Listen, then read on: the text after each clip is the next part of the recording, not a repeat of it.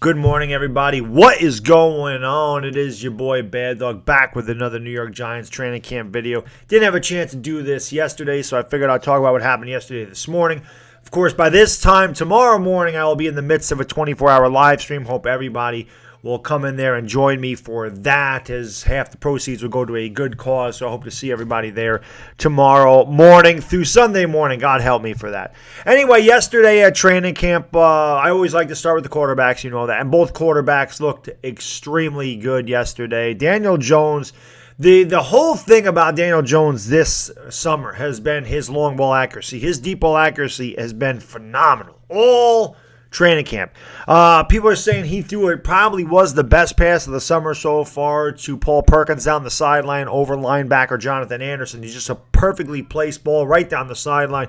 Can't throw a ball any better than Daniel Jones did there. He also threw a perfect pass to TJ Jones over Julian Love, who had really good coverage. However, he would have been sacked by Avery Moss had they been able to actually take him to the ground. Daniel Jones said afterwards that he has to do a better job of recognizing the defense, that they're putting some new stuff in that he hasn't seen before, and it's his job to recognize it more quickly and get rid of the ball. And you like to hear that he can take, that he says to himself, hey, I got to do a better job of this, that he can actually take not the criticism so much, but he takes responsibility for, hey, I got to do a better job of getting the ball. So you like to see that.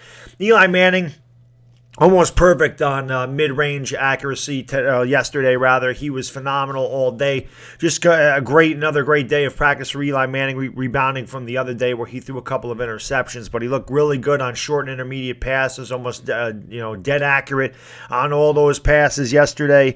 So it's good to see. I mean, Eli Manning and Daniel Jones doing a good job this summer. Of course, Daniel Jones has been a little up and down, but again, the deep ball accuracy from Daniel Jones has been something to write home about. Everybody says this kid ain't got a strong arm. Okay. Well, maybe he doesn't have the strongest arm, but obviously he's very accurate down the field. This is something that I talked about, when I did a lot of study on this kid, that this is something I was underlooked, that he was one of the best in the country at Duke with deep ball accuracy, and he's done nothing to dispel the myth here in training camp. He's done a really good job throwing the ball down the field. So good to hear that from both quarterbacks. One guy we're hearing about every training camp is Dexter Lawrence. He had another really good day yesterday. This guy is just all over the field. He's 6'4", 342 pounds, and this guy is chasing down a wide receiver from behind and wide receiver screens. Man, that is ridiculous. The amount of athleticism and speed that this guy has at such a big frame. He is going to be extremely disruptive in the front of that line. Dexter Lawrence is a guy that I wanted us to draft. Thought maybe we reached for him at 17, but going into the draft, I was like, I would love Dexter Lawrence. I always try to say, give me the Sooners offensive guys, give me the Clemson defenses guys. You're going to build a really good team.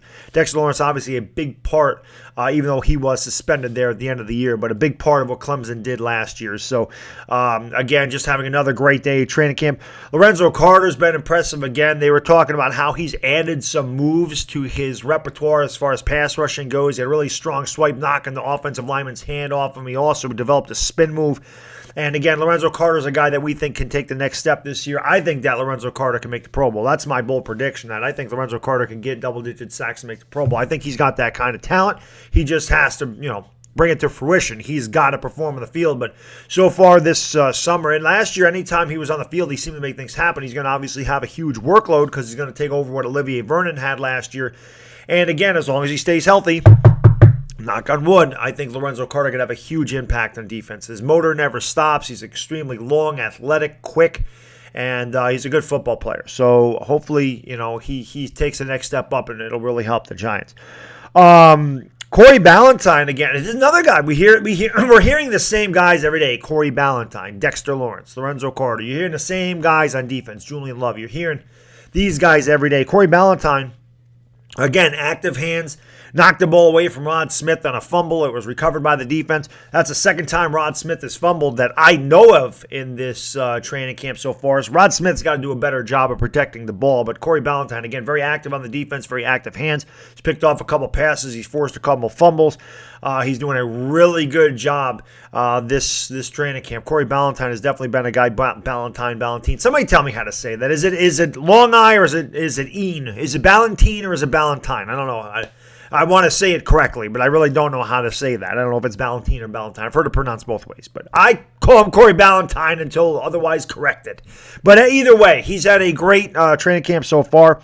Beal and Goodson, they missed practice. What a shock for B.J. Goodson. The guy's always injured. It'd be nice if B.J. Goodson could stay healthy, but he's not. So Ryan Connolly had a lot of time yesterday in the practice, but hopefully they can get back out there. Sam Beal really needs the time on the field, man. He missed all last year with the shoulder injury. Now he's been hurt most of the training camp. This kid needs to get on the field.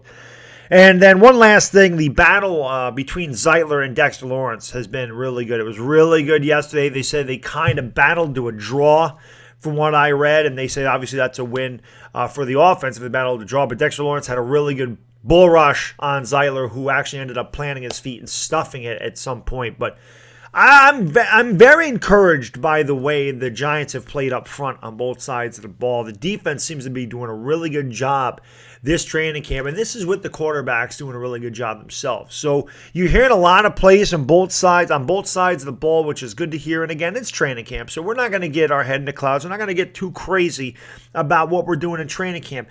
We have a game with the Jets 6 days from now. This is what I want to look at. It's nice to hear good reports in training camp. You don't want to hear guys doing bad in training camp. You want to hear that they're performing because there's really no pressure on these guys. You want to hear that they're doing well. You want to hear that they're making improvements.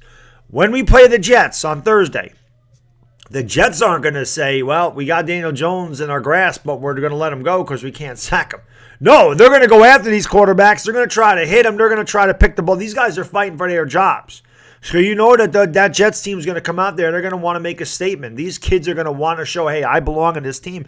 So they're going to bring everything they have. Now, of course, you're not going to see a lot of the defenses we're going to see this year because we play one another, so you're not going to see a lot. The playbook's not going to be completely open, but you are going to get full speed, full contact training or preseason game rather. So Daniel Jones, I want to see Daniel Jones get hit. I want to see him get hit. I kind of want him to see him get hurt. I don't want to see him get killed, but I want to see the kid take a hit because he's going to get hit eventually. I want to see how he responds. I want to see how he stands in there and throws the ball when he's getting hit by a defensive lineman. This is what you want to see. Your rookie quarterbacks need to get hit. You want to see how they respond. Eli Manning's not going to play in this game. I'll be shocked. Maybe he plays one drive. But we'll see. I'm looking forward to Thursday. Football is back, guys. Another day of training camp. I will have a report later tonight on what goes on today because, of course, tomorrow, again, the 24-hour live stream won't be able to do a video about Saturday's training camp, so I'll make sure I won't be able to do, I will not be able to do what happens today tomorrow because of the 24-hour live stream. So, again, I will have a video later tonight on what happens today, and I hope to see you all tomorrow. Until then, it is Baddog, and I am gone. Peace!